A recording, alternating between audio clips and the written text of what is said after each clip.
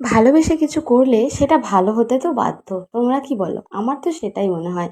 আমি রান্না করতে এতটাই ভালোবাসি, মন প্রাণ দিয়ে চেষ্টা করি যে রান্নাটাই করি সেটা যেন অতি সুস্বাদু হয় আর আমার ভালোবাসার মানুষগুলো, আমার প্রিয় মানুষগুলো খেয়ে যেন ভীষণ তৃপ্তি পায়। খুব আনন্দ করে খায় আর খুব পছন্দ হয় তাদের। আর যে রান্নাটাই করি আমার বাড়ির লোকের, আমার প্রিয় মানুষদের ভীষণ পছন্দ হয়, জানো তো?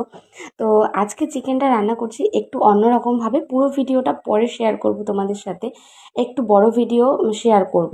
জানি না আবার আইডিতে কোনো সমস্যা হবে কি না। কয়েকদিন আগে থেকে বেশ সমস্যার সম্মুখীন হচ্ছি আমি বড় ভিডিও আপলোড করলে। তাও একবার সাহস নিয়ে এই ভিডিওটা আপলোড করছি। 1 মিনিট ওভার হয়ে গেছে এই ভিডিওটা। যদি ঠিকঠাক থাকে পরে তোমাদের সাথে পুরো ফুল ভিডিওটা শেয়ার করব। আজকের চিকেন রান্নাটা একটু অন্যরকমভাবে করছি, সেটাই তোমাদের সাথে একটু ছোট্ট করে শেয়ার করলাম। পরে একদম ফুল ভিডিওটা আসছে। তো গুড আফটারনুন সবাইকে। আর আমি ভালোবেসে যেহেতু রান্না করি, রান্না হলো একটা ভালোবাসার জায়গা। খুব সুন্দর করে মন প্রাণ দিয়ে রান্না করবে, দেখবে সুন্দর হবে, ভালো হবে। অনেকেই বলে আমি এই রান্নাটা পারি না, আমার এটা ভালো হয় না। আমি একবার বলবো মন প্রাণ দিয়ে ভালোবেসে রান্না করো, দেখবে ভালো হতে বাধ্য আর তোমার মানুষরাও ভালো খাবে।